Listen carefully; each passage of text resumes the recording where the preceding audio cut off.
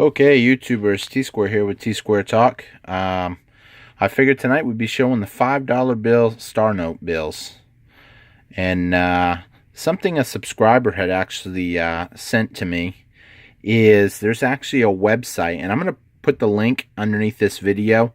It's a website to see how many of this series bill was actually made. You'll enter in that it's a $5 bill. It's a star note. It will only take effect star notes. You'll put the serial number in it. And I can't remember if it asks the date or not. I think it might have just been those two. But it's pretty cool. You can find out basically how many of the that series bills there are. So I recommend you guys check it out if you're into star notes. So with that being said, tonight we'll start off and show the $5 star notes. None of them are super exceptional, aside from they are star notes, and you don't see them that often. I don't have any red ones, no blue ones, no silver certificates, unfortunately. I have had people say 5s and 10s are about the hardest bills to find on a star note. And you guys can let me know too if you agree with that. If you collect star notes, let me know if you've found 5s, 10s. What bill's been the hardest for you to find? I found so far everything except for a 50. I actually went through everything I have making these videos, and because like I said, I'm going to be thinning down a lot of my collection. We want to invest more into silver. I just see it being an asset that's going to really go up. I know I got a comment earlier on, because I had made a statement on one of my videos about something that silver's been beat up for 7-8 years now. And typically when people lose their butts on an investment, smart money will tend to go in and buy up that asset. And I did have a comment that said, well, look at Beanie Babies. Beanie Babies got beat up. Stamps got beat up. Would you go invest in them? It's a funny comment, but it is kind of something to think about in two areas that I look at. They're not real assets class. It was built up on hype, that, whereas silver and gold has been built up just through history. I mean, it's always been money. It's used in everyday industry. There's not really an artificial, I wouldn't say it's an artificial demand. I mean, we need silver in our everyday lives. I mean, you look at your cell phones, you look at all kinds of stuff, cell phones, photograph, solar panels.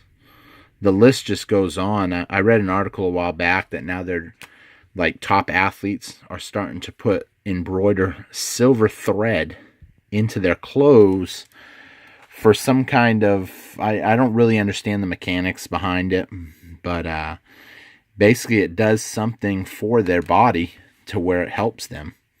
I mean, the list just goes on. When you guys leave comments for me, leave me a comment if you would. One thing that silver is used today for, any one thing. Try to be creative. Try to think outside the box. Everybody is going to be choosing, some of your more common things. Try to think of one that no one else hit. I'd like to see how many we can get comments of different things that silver is used for on a daily basis. So, I mean, and when people say, Beanie Babies, I mean, the statement is kind of true. I mean, a lot of people lost their butts on that, but it was all just a hype. I mean, I kind of believe it's a hype like Bitcoin. I mean, you take like Bitcoin and, is it really worth what people say it's worth? I mean, don't get me wrong, it could go up. It's a possibility that it will go up if people keep buying it. But it's based on demand. I mean, if people don't keep buying into it at the high price, I know me, if I have a choice between an ounce of gold or a Bitcoin, I'd rather have an ounce of gold. And there might have been a time where Bitcoin was interesting. If I could have gotten in at it when it was cheap, when it was cutting edge, that might have been cool. But now, I mean, it's more expensive than gold. So, I mean, there's no way to justify that in my, and I don't know all the mechanics behind Bitcoin either. I mean, I'm not an expert on Bitcoin. So, but it's just, I think it's artificially inflated. So, with these $5 bills, these ain't star notes, but I do have them because I really liked the way the serial numbers all run together. It was a large stack, and they were all consecutive. So I did buy them. I mean, consecutive numbers, some people say they're worth more. I used to maybe agree with that statement. I don't know if I agree with that statement because all bills go to smaller banks, as in when the money comes down from the Fed, to my understanding, it goes to large cities, which are your main depositories. And when they get new money from the Fed, it comes serialized already. So, so when you see something like this, it's cool that they all run, and a lot of people save them. But is it really, really, something special? I mean, right here, this is something that my wife, I buy these, and my wife always gives them away at Easter. It's a funny thing because I'll buy them once in a while whenever they get a bunch of them in, and I'll ask them for them even. But look, I mean, 165, it just keeps going down. And these are $2 bills. So, I mean, all money starts out like this. Nice bundle, all stacked, all in serial numbered order. I don't really think that they're super special. Are they cool? Yes. I mean, the kids love them. Come Easter, when we fill up eggs with $2 bills, the kids all go crazy. How many of them save them? I don't know. How many of them spend them? Who knows? But that's about it for tonight. And let me know. Leave me a comment on what you guys think with silver. It's really, anything you think of that we use silver for today.